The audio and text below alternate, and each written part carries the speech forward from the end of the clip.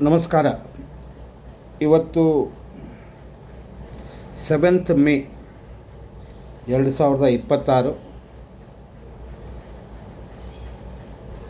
Operation ಸಿಂಧೂರಿನ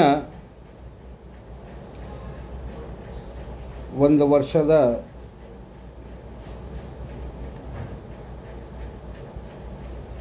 April 22, 2025ರಂದು ಪೆಹಲ್ಗಾಮ್ನಲ್ಲಿ ಬೈಸಾರನ್ tourist destination ಅಂತ ಇದೆ. ಪೆಹಲ್ಗಾಮ್ನಿಂದ 100 kilometre ದೂರ ಇದು ಬೈಸಾರನ್ ಟೂರಿಸ್ಟ್ ಡೆಸ್ಟಿನೇಷನ್ಗೆ ರೋಡ್ಗಳಿಲ್ಲ, ಯಾಕಂದರೆ ಗುಡ್ಡಗಾಡ ಪ್ರದೇಶ ಇದೆ, ಸ್ಟೀಪ್ ಮೌಂಟನ್ಸ್ ಇದ್ದಾವೆ. ಅಲ್ಲಿ ಒಂದು ಸುಂದರವಾದ ಟೂರಿಸ್ಟ್ ಡೆಸ್ಟಿನೇಷನ್ J&K ಟೂರಿಸಮ್ದವರು ಮಾಡಿದರು. ಸಾಧಾರಣತಃ ಶ್ರೀನಗರ್ ಹೋದವರು ಬೈಸಾರನ್ಗೆ ಹೋಗ್ತಾರೆ, ಯಾಕಂದರೆ ಅಲ್ಲಿರುವ ಹೂಗಳು, ಅಲ್ಲಿರುವ ಪಕ್ಷಿ ನೋಟ, ಅಲ್ಲಿರುವ ರಿವರ್ ಪಾಂಡು ಕಣ್ತುಂಬ ನೋಡಿದರೆ ನಾವು ಸ್ವರ್ಗಕ್ಕೆ ಹೋಗಿದ್ದೇವೇನೋ ಅಂತ ಅನ್ನಿಸ್ತದೆ. ಆ ಒಂದು ಪ್ರದೇಶದಲ್ಲಿ ಸಡನ್ನಾಗಿ ಮಧ್ಯಾಹ್ನದ ಸುಮಾರಿಗೆ ಪಾಕಿಸ್ತಾನಿ ಉಗ್ರರು ಅಲ್ಲೇನು ಟೂರಿಸ್ಟ್ ಎಂಜಾಯ್ ಮಾಡ್ತಾಯಿದ್ರು, ಅಲ್ಲಿ ಅಟ್ಯಾಕ್ ಮಾಡಿದರು. ಅಲ್ಲಿದ್ದ ಟೂರಿಸ್ಟ್ಗಳೇ ಅದನ್ನು ವಿಡಿಯೋನು ಕೂಡ ಮಾಡ್ತಾಯಿದ್ರು. ಉಗ್ರತೆ ಮತ್ತು ಕ್ರೂರತನ ಅಂದರೆ ಧರ್ಮ ಕೇಳಿ ಕಲ್ಮಾ ಹೇಳು ಅಂತ ಹೇಳಿ ಪ್ಯಾಂಟಿನ ಜಿಪ್ಪನ್ನು ಓಪನ್ ಮಾಡಿ ಅವನು ಹಿಂದೂ ಇದ್ದಾನಂತ ಕನ್ಫರ್ಮ್ ಮಾಡಿದಾಗ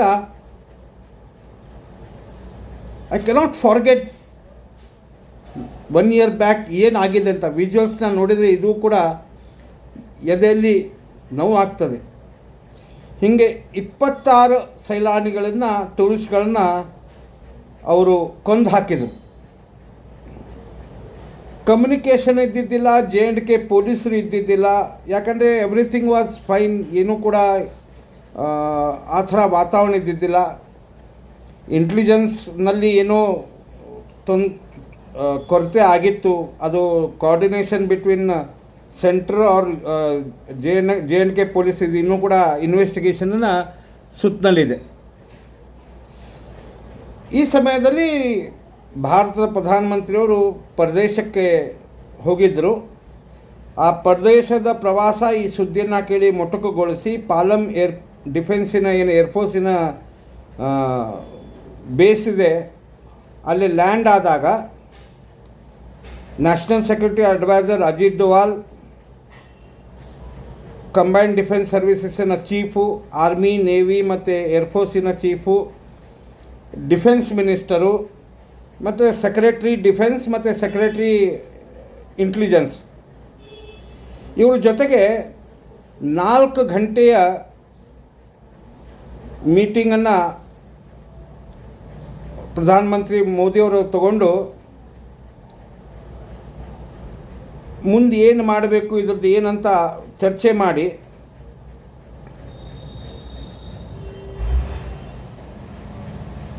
ಒಂದು ಸ್ಟ್ರಾಟಜಿಕಲ್ ಪ್ಲ್ಯಾನಿಂಗ್ ಇದನ್ನು ಮಾಡಲಾಯಿತು. ಆಮೇಲೆ ಒಂದು ಸಭೆಯಲ್ಲಿ ಪ್ರಧಾನಮಂತ್ರಿಗಳು ಹೇಳಿದರು, ये जो सिंदूर मिटाया है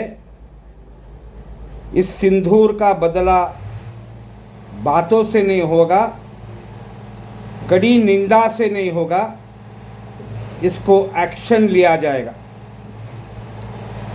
एक्शन लिया जाएगा अंದಾಗ ಒಂದು ಮೀಟಿಂಗ್ ಮಾಡಿ ಕೋಆರ್ಡಿನೇಟೆಡ್ ಎಫರ್ಟ್ ಹೆಂಗಾಗಬೇಕನ್ನೋದು ಆರ್ಮಿ, ನೇವಿ, ಏರ್ಫೋರ್ಸ್ ಅವರ ಬ್ರೀಫಿಂಗ್ಗಳು ಸ್ಟಾರ್ಟ್ ಆಯಿತು. ಆರ್ಮಿ, ನೇವಿ, ಏರ್ಫೋರ್ಸ್ ಬ್ರೀಫಿಂಗನ್ನು ಪ್ರತಿನಿತ್ಯ ನಡೆಸಲಾಯಿತು. 7ನೇ ತಾರೀಕು ರಾತ್ರಿ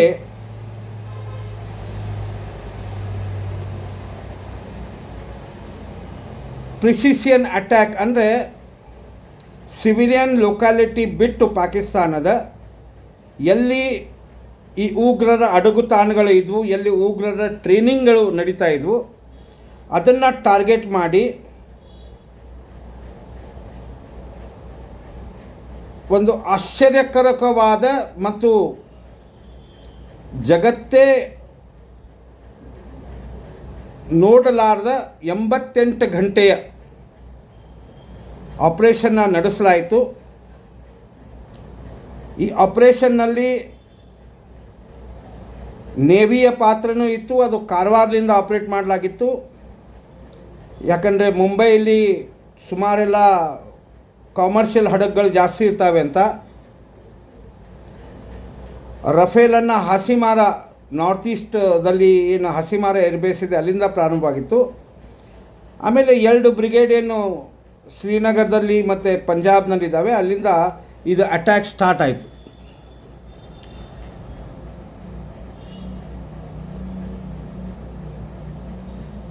ಪ್ರೆಸಿಷನ್ ಅಟ್ಯಾಕ್ ಅಂದರೆ ಏನು? ಪಾಯಿಂಟ್ ಬ್ಲ್ಯಾಂಕ್ ಅಂದರೆ ನಮಗೆ ಒಂದು ಟಾರ್ಗೆಟ್ ಕೊಡಲಾಗ್ತದೆ. ಆ ಟಾರ್ಗೆಟ್ ಬಿಟ್ಟು -1 ಆರ್ +1 ಕೂಡ ಅಲ್ಲ.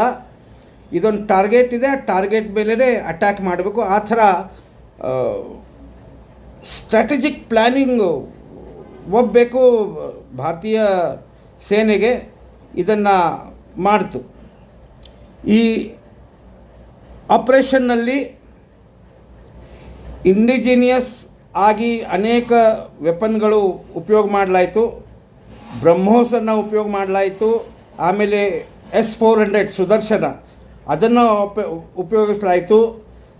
ಅದೇ ಥರ ನಮ್ಮ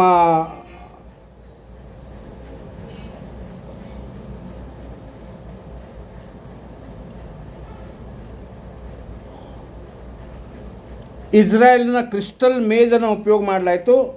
ಮತ್ತು ರಫೇಲನ್ನು ಪ್ರಪ್ರಥಮ ಬಾರಿಗೆ ಈ ಆಪರೇಷನಲ್ಲಿ ಉಪಯೋಗ ಮಾಡಲಾಯಿತು.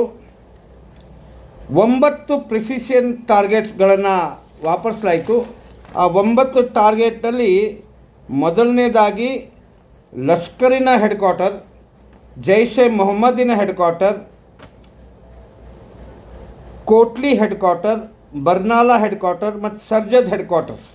ಇಲ್ಲಿ ಏನು ಟೆರರಿಸ್ಟ್ಗಳನ್ನು ಅಟ್ಯಾಕ್ ಮಾಡಿತ್ತು, ಆ ಟೆರರಿಸ್ಟ್ ನಮ್ಮ ಬಂದು ಅಟ್ಯಾಕ್ ಮಾಡಿತ್ತು, ಅದರ ಇನ್ಫಾರ್ಮೇಷನ್ ಮೇಲೆ ಅಲ್ಲಿ ಅಟ್ಯಾಕ್ ಮಾಡಿದ್ದು. 100ರಿಂದ ಜಾಸ್ತಿ ಉಗ್ರರನ್ನು ಜೈಷ್ ಎ ಮೊಹಮ್ಮದಿನ ಏನು ಸುಪ್ರೀಂ ಇದ್ದಾನೆ, ಆ ಸುಪ್ರೀಮಿನ ಕುಟುಂಬದ ಎಲ್ಲರಿಗೂ ಕೂಡ ಕೊಂದಲಾಯಿತು. ಆ ಕೊಂದಬೇಕಾದರೆ ಅವರ ಹೆಣಗಳನ್ನು ಕೂಡ ಪಾಕಿಸ್ತಾನ ತಗೊಂಡು ಹೋಗಿಲ್ಲ. ಯಾಕಂದರೆ ನಮ್ಮ ಇನ್ವಾಲ್ವ್ಮೆಂಟ್ ಅದರಲ್ಲಿ ಇದೆ ಅಂತ ಗೊತ್ತಾಗ್ತದೆ ಅಂಥೇಳಿ. ಇನ್ನೊಂದು ಮೇನ್ ಅಂತಂದರೆ without waging a war on enemy country, ಪಾಕಿಸ್ತಾನನ ಬರೀ POK ಅಲ್ಲ, ಪಂಜಾಬ್ ಪ್ರಾಂತದಲ್ಲಿ ಕೂಡ ಈ ಆಪರೇಷನ್ ನಡೆಸಲಾಯಿತು. ಇದನ್ನು ನಮ್ಮ ಭಾರತೀಯ ವಾಯುಸೇನೆಯ ಪರಾಕ್ರಮನೇ ಸಹಿ. ಅನೇಕ ಜನ ಹೇಳ್ತಾಯಿದ್ರು ಇತನೇ ವಿಮಾನ ಗಿರೆ ಬತಾವು ಕಿತ್ನೆ ವಿಮಾನ ಗಿರೆ ಅಂತ. ಡಿಫೆನ್ಸ್ ಮಿನಿಸ್ಟರ್ ಮತ್ತು ನಮ್ಮ ರಕ್ಷಣಾ ಪ್ರಮುಖರು ಹೇಳಿದರು, ನಮ್ಮ ಯಾವುದೇ ನುಕ್ಸಾನ ಇಲ್ಲದೆ ಈ ಆಪರೇಷನ್ ಸಿಂಧೂರಿನ ಕಾರ್ಯಾಚರಣೆ ನಡೀತು. ಆ 26 ವಿಧವೆಗಳಿಗೆ ಧೈರ್ಯ ತುಂಬುವ ಕೆಲಸ ಮಾಡಲಾಯಿತು. ಈ ಆಪರೇಷನ್ ಸಿಂಧೂರಿನ ಅನೇಕ ಯೂಟ್ಯೂಬ್ಗಳು ನೀವು ನೋಡ್ಬೋದು. ಅದು AI ಜನರೇಟೆಡ್ ಯೂಟ್ಯೂಬ್ಗಳಿರಲಿ ಅಥವಾ ಆ್ಯಕ್ಚುಲಿ ಅದರದ್ದೇನು ಫೋಟೋಗ್ರಾಫ್ಸ್ ಇರಲಿ. ಈ ಸತೆ ಅಟ್ಯಾಕ್ ಮಾಡಬೇಕಾದ್ರೆ ಈ ಸಬೂತ್ ದಿಖಾವೋ ಗ್ಯಾಂಗಿನ ಜನರಿಗೆ ಸಬೂತ್ ಸಿಗಬೇಕಂತ ಕ್ಯಾಮ್ರಾಗಳನ್ನು ಫಿಟ್ ಮಾಡಿ ಡಿಫೆನ್ಸ್ ಬ್ರೀಫಿಂಗ್ನಲ್ಲಿ ತೋರಿಸಲಾಯಿತು. ನೋಡಿಪ್ಪ, ಇದೊಂದು ಅಡಗುತ್ತಾನ ಇಲ್ಲಿ ಹೊಡೆದಿದ್ದೇವೆ, ಇದೊಂದು ಅಡಗುತ್ತಾನ ಇಲ್ಲಿ ಹೊಡೆದಿದ್ದೇವೆ, ಇದೊಂದು ಅಡಗುತ್ತಾನ ಇಲ್ಲಿ ಹೊಡೆದಿದ್ದೇವೆ.